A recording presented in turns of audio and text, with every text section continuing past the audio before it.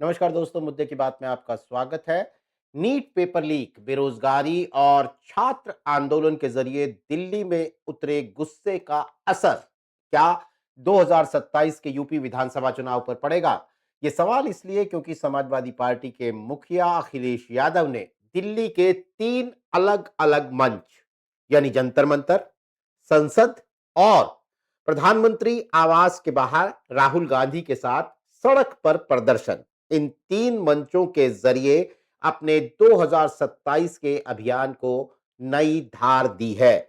अखिलेश यादव अपने पीडीएफ फॉर्मूले में छात्रों और युवाओं को जोड़कर जातिगत सीमाओं से परे एक बड़ा सामाजिक गठबंधन बनाने की कोशिश में हैं।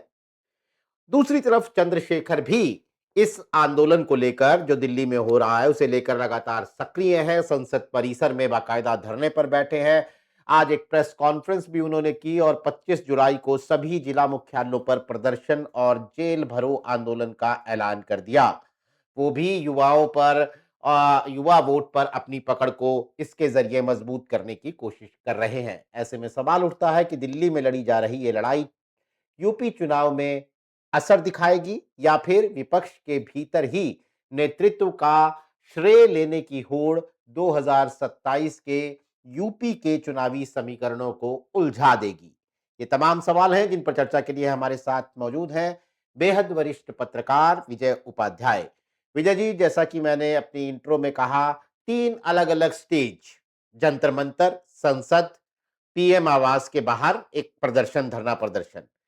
क्या अखिलेश यादव इन तीनों मंचों पर, अखिलेश यादव या अखिलेश यादव की पार्टी इन तीनों मंचों पर जिस तरह सक्रिय दिखी है पिछले दिनों में, आपको लगता है कि ये ट्रिपल पावर शो 2027 के अभियान को एक नई धार दे रहा है या 2027 में अखिलेश यादव के लिए कोई कमाल दिखाएगा? देखिए, ये नीट पेपर का जो पूरा मामला है, शुरू में तो विपक्ष ने इसमें पूरा वैक्यूम छोड़ दिया, खाली जगह छोड़ दी। और एक सोशल मीडिया पे एक नाम आता है, काकरोच जनता पार्टी। उसके करीब 2 करोड़ फॉलोअर हो गए और उसने धरना शुरू किया दिल्ली में। तब भी विपक्ष को इस बात का एहसास नहीं था कि ये मामला इतना बड़ा हो सकता है या इतने लोग जुड़ सकते हैं।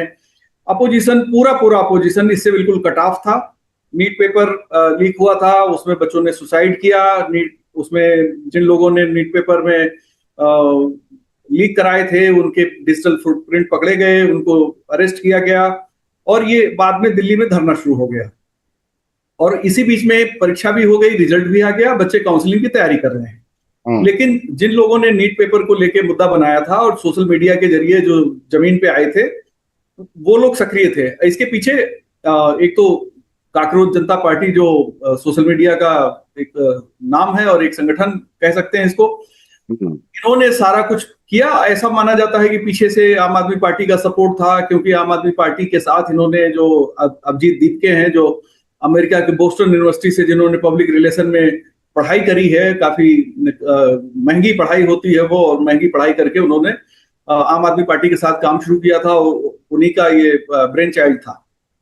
जब इसमें 20 तारीख को इसमें प्रदर्शन और हंगामा हुआ, लाठियाचार्ज हुई, उस समय अपोजिशन को लगा, या थोड़ा उसके पहले लग गया था कि ये मामला, और in the mean time US embassy ने एक एडवाइजरी भी जारी कर दी थी अपने लोगों को कि आप 20-21 तारीख को दिल्ली में अलर्ट रहिए, यहाँ पे आंदोलन हो सकता है और थोड़ा स्थिति खराब हो सकती है।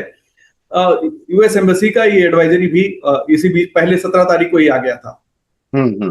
विपक्ष ने उस खाली जगह को, जो उन्होंने खुद छोड़ी थी, जिसमें ये सोशल मीडिया से उतरकर जमीन पे आई काकरोच जनता पार्टी ने अपनी एक्टिविटी शुरू की थी, उसमें उन्होंने पार्टिसिपेट किया। और बाद में राहुल गांधी का धरना वहां हुआ और अखिलेश यादव, डिम्पल यादव, पूरी करीब समाजवादी पार्टी के लोग इसमें इन्वॉल्व हुए। छात्रों के साथ डिम्पल यादव नजर आई, उनकी मदद करते हुए नजर आई। धर्मेंद्र यादव उस आंदोलन के साथ खड़े नजर आए। तो समाजवादी पार्टी चूंकि उत्तर प्रदेश के चुनाव को लेकर बहुत गंभीर है और तीसरे नंबर की लोकसभा की पार्टी है, तो उन्होंने अपनी जिम्मेदारी को कांग्रेस से थोड़ा आगे बढ़कर देखा और कांग्रेस से बेहतर रणनीति बनाते हुए उन्होंने इस आंदोलन में अपनी भूमिका सुनिश्चित कर ली। और वो तीनों जगह, जैसा आपने कहा, उन तीनों जगहों पे उनकी भूमिका दिखाई दी। एक तो ये जो सोशल जंतर मीडिया मंतर। जंतर मंतर वाला था, दूसरा जब संसद के भीतर। संसद के भीतर, और तीसरा प्रधानमंत्री आवास के बाहर भी वो जहां धरना कांग्रेस से चल जी। रहा था वहां भी नजर आए। और इतना ही नहीं, जब कल लोकसभा के भीतर इसको लेके चर्चा की बात हो रही थी तो उन्होंने बाकायदे कांग्रेस की तरफ से जो केसी वेणुगोपाल ने अपनी बात रखी थी और लोकसभा अध्यक्ष ने उसमें जो टिप्पणी की थी कि ठीक है इस पर जी जी। चर्चा कराएंगे, उसमें बहुत ऐतराज करते हुए उन्होंने साफ तौर पे कहा कि क्या दोनों पक्ष ने, सत्ता और कांग्रेस जो मुख्य विपक्षी दल है, दोनों के बीच बात हो गई और हमारी बात नहीं सुनी जा रही है। यानी उन्होंने अपने को अलग भी खड़ा किया और और अपनी स्ट्रेटजी को ज्यादा कामयाब करने की कोशिश भी की। तो निश्चित तौर पे 2027 उनके दिमाग में है और उन्हें ऐसा लगता है कि ये जो मूवमेंट है जो सोशल मीडिया से शुरू हुआ और जमीन पे आया है, इस मूवमेंट के जरिए उनको सपोर्ट मिलेगा।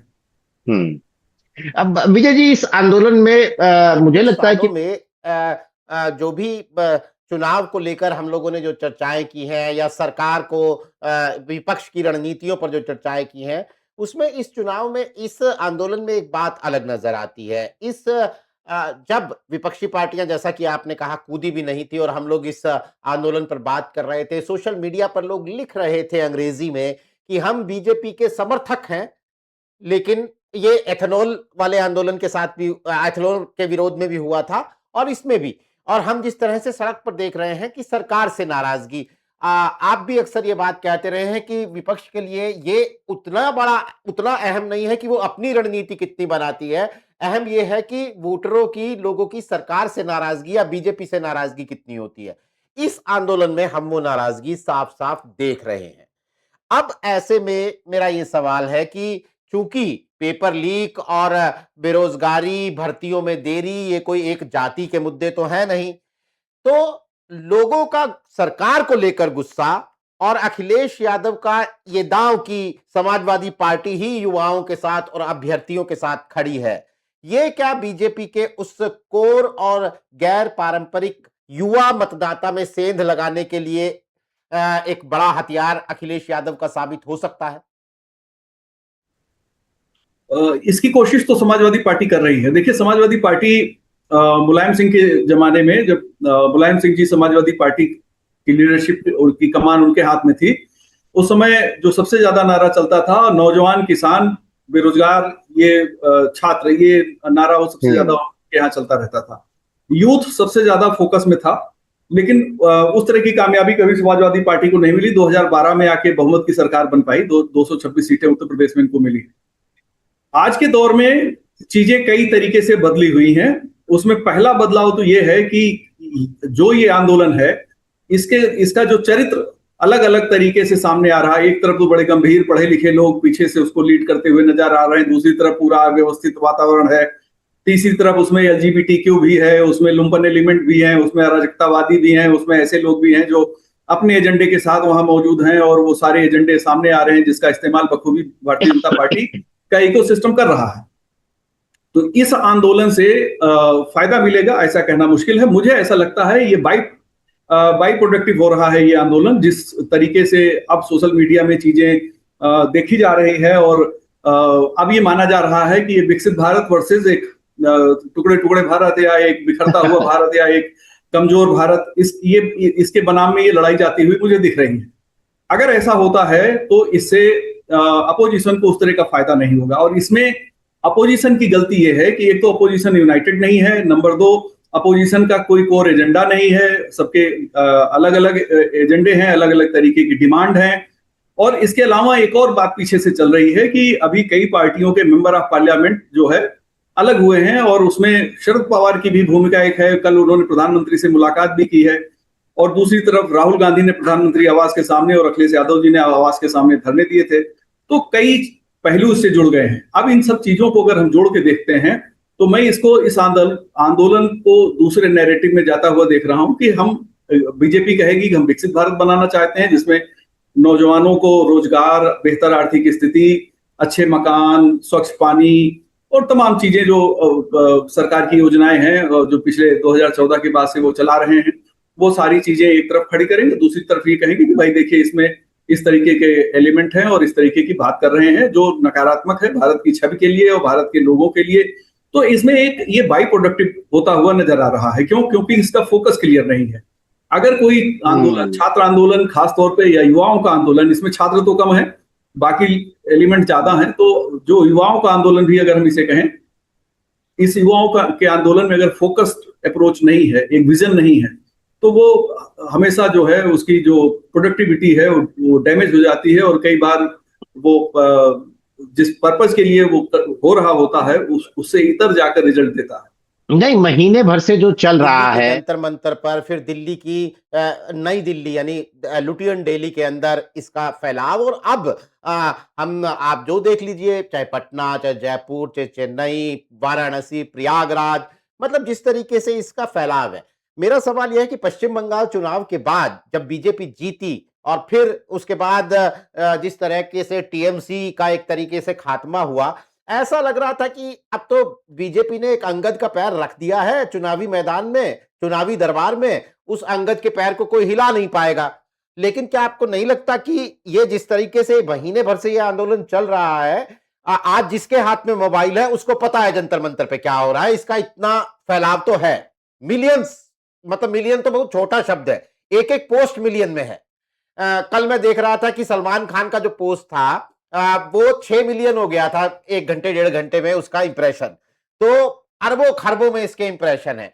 तो मेरा सवाल वही है कि जो एक अंगद का पैर जम गया था, जमा हुआ नजर आ रहा था, खासतौर पर रिसेंट पश्चिम बंगाल चुनाव के बाद, कम से कम वो तो ऑपोजिशन को भी, ऑपोजिशन के कार्यकर्ताओं को भी, और कम से कम वो एक फ्लोटिंग वोटर को भी ये तो मिला ही है संदेश कि भाई ऐसा नहीं है कि बीजेपी को हिलाया नहीं जा सकता, हिलाया तो जा सकता है, चाहे वो जिस जरिए हो।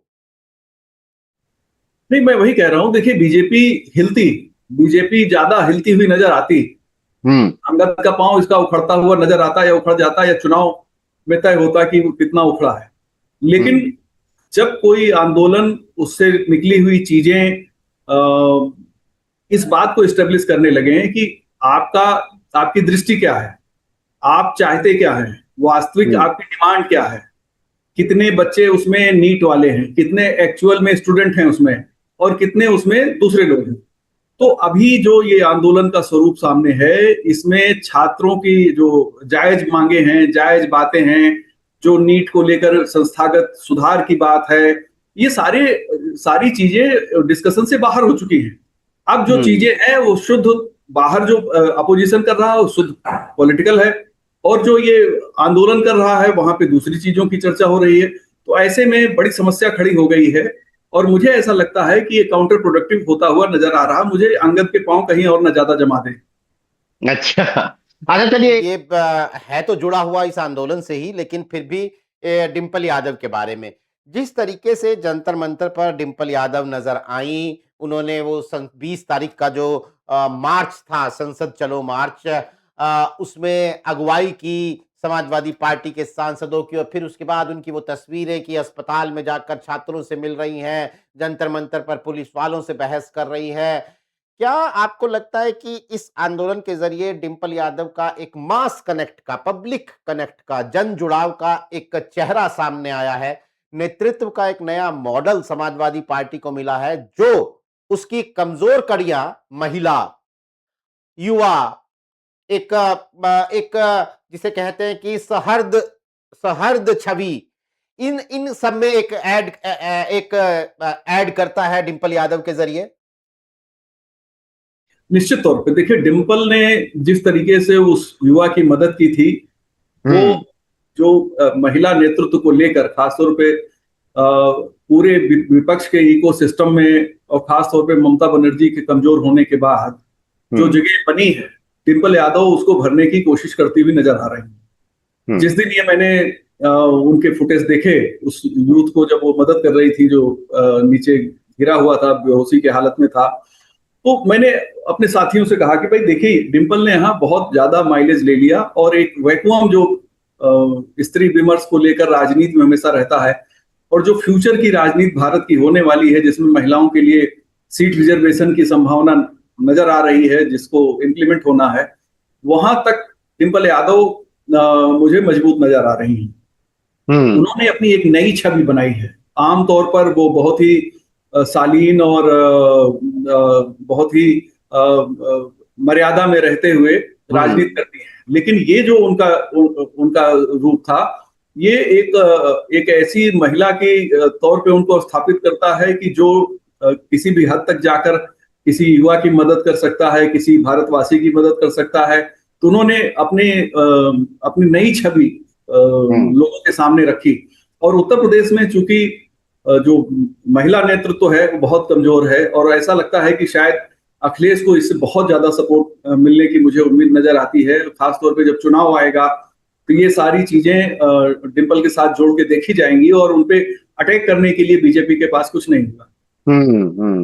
नहीं, वो जिस तरीके से, मैं एक और लाइन जो बेटियों के कपड़े फाड़े गए, छात्राओं को साथ में लेके, तो ये वो जो एक नैरेटिव है कि गुंडागर्दी, समाजवादी पार्टी गुंडों की पार्टी है, महिलाएं सुरक्षित नहीं होती हैं समाजवादी पार्टी का राज जब आता है, इस नैरेटिव के काउंटर में वो एक नैरेटिव देने की कोशिश की गई।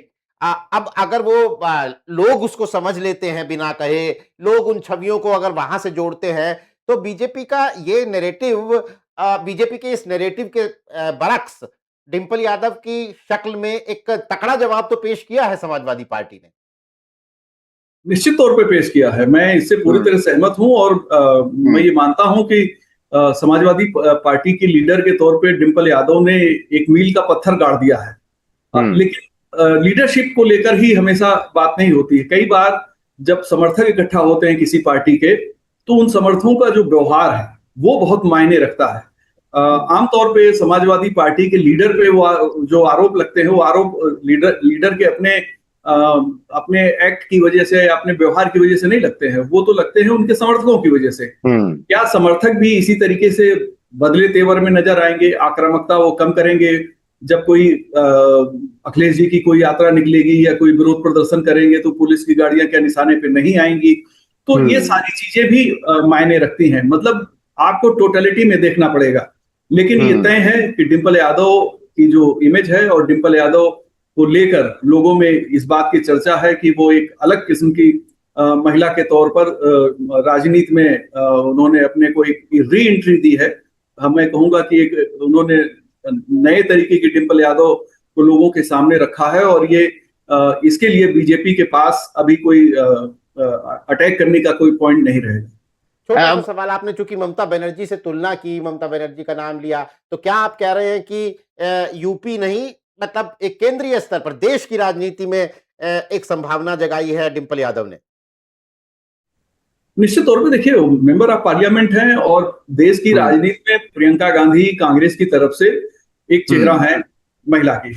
बीजेपी के पास वित्त मंत्री हैं, बंसुरी स्वराज हैं, और भी लोग हैं, लेकिन जी हाँ, बहुत लोग हैं। हाँ, बहुत लोग हैं, लेकिन अगर देखें कि उनके अपने किरदार को रिकॉग्नाइज उन्होंने कराया कितना, वो थोड़ी मुश्किल है बीजेपी के सामने। यहाँ पे डिंपल यादव ने मैदान में उतरकर भीड़ के बीच में अपना जो पॉलिटिकल किरदार है उससे ऊपर उठकर एक माँ की तरीके से उन्होंने उस युवा की सेवा की और उसकी मदद की, उसे हॉस्पिटल पहुंचाया, और भी लोगों की उन्होंने मदद की। तो एक नई लकीर खींची है। तो डिंपल ने अपने को बहुत मजबूती से, बहुत अच्छे ढंग से, और मुझे नहीं लगता कि रणनीति बनाकर की गई, योजना बनाकर ये अनायास हो गया, और जो हो गया है वो निश्चित तौर पे उल्लेखनीय है। एक सवाल और, बीजेपी अखिलेश यादव पर ट्विटर पॉलिटिक्स करने का, प्रेस कॉन्फ्रेंस पॉलिटिक्स करने का, ये सब आरोप लगाती है, लेकिन पिछले हफ्ते 10 दिन की जो पॉलिटिक्स है और उसके जरिए सामने आई जो तस्वीरें हैं, क्या बीजेपी का वो आरोप भी अब बेअसर होगा? अखिलेश यादव तो बकायदा सड़क पर नजर आए हैं, उनकी पार्टी सड़क पर नजर आई है, जहां पर वो नहीं है, डिंपल यादव नहीं है, वहां पुष्पेंद्र सरोज है, प्रिया सरोज है, अतुल प्रधान है, इकरा हसन है। कुल मिलाकर समाजवादी पार्टी ने अपना जो वो बार बार कहा जाता था कि ये पार्टी का पुराना एक रवायत थी आंदोलन की, क्या वो पुराने दिन इस आंदोलन के जरिए अखिलेश यादव लौटा लाए हैं, और बीजेपी का ये आराम प्रस्त पॉलिटिक्स का आरोप जो उन पर लगता है वो बेअसर होगा? देखिए नीरज जी, राजनीति एक कंटिन्यूअस प्रोसेस है, उसमें आपको हर दिन अपने आप को प्रूव करना पड़ेगा, साबित करना पड़ेगा। और समाजवादी पार्टी के सामने ये चुनौती है कि उन्हें अगले 7-8 महीने तक, जब तक उत्तर प्रदेश के चुनाव नहीं हो जाते हैं, उन्हें लगातार अपने को साबित करना पड़ेगा। और उसमें जहां भी वो साबित करने में पिछड़ेंगे, वहां बीजेपी उन पे अटैक करेगी। और जिन मुद्दों को लेकर बीजेपी अटैक करती है, वो कई बार अखिलेश के लिए बहुत पॉजिटिव होते हैं, कई बार अखिलेश के ऊपर वो आरोप चिपकते भी हैं।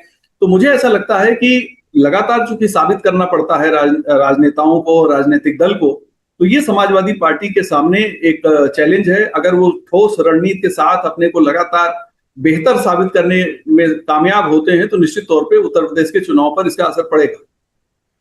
चंद्रशेखर पर आपकी क्या टिप्पणी है? आप तो लगातार घटनाओं पर आपकी नजर बनी हुई है और चंद्रशेखर ने भी इस आंदोलन के जरिए अपनी सक्रियता को अंडरलाइन किया है, चाहे वो उनकी तस्वीरें संसद परिसर में बारिश के अंदर बैठे हुए तस्वीरें हों या फिर जंतर मंतर पर मंच पर खड़े होकर सरकार को ललकारती हुई तस्वीरें हों। आज प्रेस कॉन्फ्रेंस किया, फिर से 25 तारीख को प्रोटेस्ट करेंगे, धर्मेंद्र यादव का इस्तीफा हो, तमाम बातें दोहराई। आपको लगता है कि चंद्रशेखर की पॉलिटिकल इक्विटी में भी बढ़ोतरी हुई है इसके ज़रिए, इस आंदोलन के ज़रिए? नहीं, चंद्रशेखर की जो पॉलिटिकल इक्विटी है वो रेगुलर इंप्रूव कर रही है। आप देखिए कि उनकी राजनीति शुरू कब हुई? मई 2017 से उनकी राजनीति शुरू हुई और 2024 में वो मेंबर ऑफ पार्लियामेंट बन जाते हैं। तो इतने कम समय में कोई व्यक्ति जेल में रहे, जेल से बाहर आए, राजनीति करे, चुनाव लड़े, हार जाए, चुनाव लड़वाए, लोगों को वोट मिले, उनको कुछ जगह अच्छे वोट मिले, कुछ जगह कम वोट मिले। एक कोशिश उनकी लगातार है और जितनी इक्विटी उन्होंने कलेक्ट की है इन 7 सालों में, वो निश्चित तौर पे उल्लेखनीय है। और वो एकला चलो हैं। और सबसे बड़ी बात यह है कि उनके सामने सबसे बड़ी चुनौती के तौर पे आज भी बहुजन समाज पार्टी खड़ी है, क्योंकि जिस एजेंडे को लेके वो राजनीति सबसे ज्यादा करते हैं, वहां पे सबसे जो बड़ी स्टेक होल्डर है वो आज भी बहुजन समाज पार्टी है, जिसे वो धीरे धीरे धीरे करके उसको कमजोर कर रहे हैं और अपना कुनबा बढ़ा रहे हैं। तो चंद्रशेखर ने जिस तरीके से अपना एकला चलो वाला पूरा अपना एक मैसेज दिया है, वो निश्चित तौर पे उनकी रणनीति के हिसाब से बहुत अच्छा है।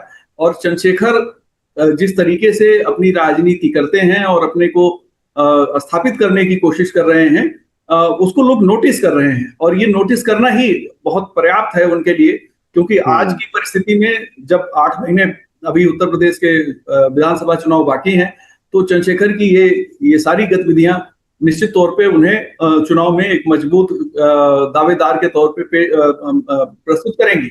और खास तौर पे असदुद्दीन ओवैसी की जो सक्रियता उत्तर प्रदेश माइनॉरिटी वाली सीटों पर है, जहां माइनॉरिटी 50% प्लस है, उन सीटों पर है, तो वहां पे अगर चंद्रशेखर और ओवैसी के बीच में कोई तालमेल बनता है, तो उसका इम्पैक्ट शायद कुछ ज्यादा बेहतर हो सकता है इस चुनाव में। और एक छोटी टिप्पणी ये भी कि जहां सबकी सक्रियता को लेकर हम बात कर रहे हैं, यहां तक कि असदुद्दीन ओवैसी की भी, वहां मायावती की पार्टी का महज सोशल मीडिया पोस्ट पर नजर आना, टिप्पणियों का, और मैदान से गायब होना, आकाश आनंद का भी कहीं नजर ना आना, क्या लगता है कि फिर से मायावती ने मैदान खाली छोड़ा है? देखिए, मायावती ने तो उनकी पार्टी और उनकी पूरी रणनीति मैदान छोड़ने वाली ही नजर आ रही है। वो आखिर कर क्या रही हैं, ये समझना बड़ा मुश्किल है। जब भी आकाश आनंद थोड़े सक्रिय होते हैं, पूरा बीएसपी का इकोसिस्टम उत्साहित हो जाता है, या मायावती जब कोई बड़ी मीटिंग करती हैं, तो पूरा बीएसपी का इकोसिस्टम उत्साहित होता, कहता है कि बस अब शुरू हो गया, अब आगे तो हम छा जाएंगे। लेकिन फिर से मैं कह रहा हूं नीरज जी, 2027 में सिर्फ 7% से आगे मुझे नहीं दिखाई दे रहा। यानी कि जो लगातार फिसलता हुआ वोट परसेंटेज है, उसे और गिरता हुआ विजय उपाध्याय को नजर आ रहा है, वो और गिरता हुआ। लेकिन दोस्तों, एक बात तो तय है कि दिल्ली के जंतर मंतर पर छात्रों के, युवाओं को के जो नारे लग रहे हैं, उनकी गूंज लखनऊ में और उत्तर प्रदेश के अलग अलग इलाकों में सुनाई दे रही है। बड़ा चुनाव उत्तर प्रदेश का है 2027 में, पंजाब का भी चुनाव है और राज्यों के भी चुनाव है, लेकिन बड़ा चुनाव उत्तर प्रदेश का है। और उसके नजरिए से अखिलेश यादव, उनकी पार्टी ने जिस तरह इस आंदोलन में अपनी मौजूदगी दर्ज करवाई है, वो एक यूपी चुनाव के समीकरणों को अलग उलझाती हुई, अलग दिशा में ले जाती हुई नजर तो आ रही है। लेकिन एक बड़ी बात जो विजय उपाध्याय ने कही वो ये कि बाकी सब चीजें अपनी जगह पर हैं, लेकिन समाजवादी पार्टी की सांसद डिंपल यादव ने जंतर मंतर पर सिर्फ पुलिस का बैरिकेड ही पार नहीं किया, शायद उन्होंने राजनीति का वो बैरिकेड पार किया है जिसके दूसरी तरफ समाजवादी पार्टी को जीत ना सही लेकिन जीत की संभावनाएं तो नजर आ रही हैं और डिंपल यादव एक नेता के तौर पर, एक नेत्री के तौर पर बड़ी संभावनाएं जगाती हुई नजर आ रही हैं इस आंदोलन के दौरान। हमारे साथ इस कार्यक्रम में शिरकत करने के लिए विजय उपाध्याय आपका बहुत बहुत शुक्रिया। तमाम दर्शकों का भी आभार। दोस्तों, आज के लिए नमस्कार।